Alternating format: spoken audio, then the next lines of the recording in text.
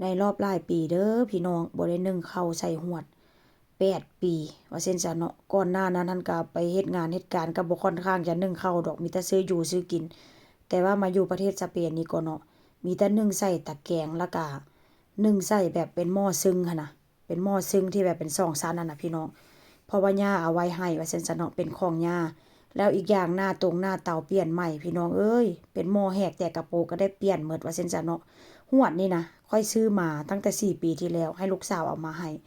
ตอนนี้ลูกสาวก็สิเข้า5 ปีแล้วก็ยังบ่ได้ใช้การใช้งานมันปานนี้มื้อนี้ก็เลยแบบว่าเอาหม้ออันของพี่คนไทยมาลองเพราะว่าหน้าเตามันเปลี่ยนใหม่มันต้องได้เปลี่ยนใหม่หมดพี่น้องแล้วฮวดนี่ก็เป็นฮวดที่แบบว่าหมู่บ้านค่อยเฮ็ดเองเด้อพี่น้องเด้อตอนยังน้อยค่อยก็เฮ็ดคือการเฮ็ดแล้วก็ขายแล้วก็เจ้าก็เอาไปครอบแล้วก็หนีบผ้าแบบนี้ราคาก็บ่แพงเดะอันฮวดตัวนึงก็ประมาณ30กว่าบาท40กว่าบาทนี่แหละว่าซั่นๆเนาะ ค่อนข้างจะงามเด้อพี่น้องมื้อนี้ก็สิได้ใส่มันแล้วบัดนี้นะเพราะว่าหยังมีหม้อแล้วแต่ว่าเอาหม้อมานี่ก็สิได้มาลองก่อนถ้าหากว่ามันได้แล้วก็ต้องได้สั่งซื้อตาม Amazon แต่ว่าตามซูเปอร์มาร์เก็ตทั่วไปค่อยก็ไปได้ทุกซอกทุกมุมมันบ่มีพี่น้องเอ้ยเพราะว่าเตานี่มันเป็นหน้าเตาใหม่ถ้าหากว่าเปลี่ยนแล้วก็ต้องเปลี่ยนหน้าเตาที่แบบว่ามันใช้งานร่วมกันได้ว่าซั่นซะเมื่อก่อนเป็นหยังบ่ซื้อเมื่อก่อนเป็นหยังบ่ซื้อย้อนหยังว่าเพราะว่าหน้าเตาหั่นน่ะเนาะมันเป็นหน้าเตาเก่า มันเป็นหน้าเตาที่แบบว่าย่าค่อยใช้มาประมาณ30-40กว่าปีแล้วว่าเช่นซั้นเนาะแล้วตอนนี้นะทุกสิ่งทุกอย่างมันเปลี่ยนไปหมดแล้วอันหน้าเตาก็เขาเจ้าก็ใช้ของสมัยใหม่มันก็เลยใช้ร่วมกันบ่ได้ก็เลยได้เอาอันหม้อซึ่งหรือว่าเอาตะแกรงไปเก็บพี่น้องก็เลยแบบว่าได้หาซื้อหม้อได้หั้นบ่ได้หาซื้อหม้อมาก็สิยากลำบากเวลานึ่งข้าวกินแต่ว่าก็บ่ได้กินทุกมื้อเนาะข้าวเหนียวก็ได้โดนๆกินเทื่อหนึ่งแต่ว่าก็คือว่านะพี่น้องมันขาดบ่ได้เด้ ยามกินข้าวกับกับแจ่วกับปอกกับป่นจังซี่นะมันก็คิดหาข้าวเหนียว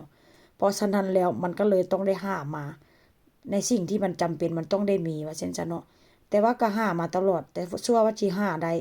เพราะว่ามันขึ้นกับอยู่หน้าเตาแต่ว่าค่อยก็เคยสั่งเด้เคยสั่งจั่งใดฮู้บ่เคยสั่งกับพี่คนไทยที่แบบว่าเขาเจ้ามีร้านอาหารร้านบ่แม่นร้านอาหารร้านขายของไทยหั้นน่ะพี่น้องเขาเจ้าก็บอกว่าอั่น ข้อยก็สั่งเนาะเขาเจ้าข้อยสั่งเขาเจ้าว่ามีอันมีฮวดมีหม้อนึ่งข้าวบ่เขาเจ้าก็ว่ามีแล้ววันนี้ข้อยก็ส่งหน้าเตาไปให้เขาเจ้าเบิ่งเขาเจ้าว่าอั่นถ้าหน้าเตาแบบนี้มันใช้ร่วมกันบ่ได้เพราะฉะนั้นแล้วก็เลยแบบว่าก็ต้องได้ห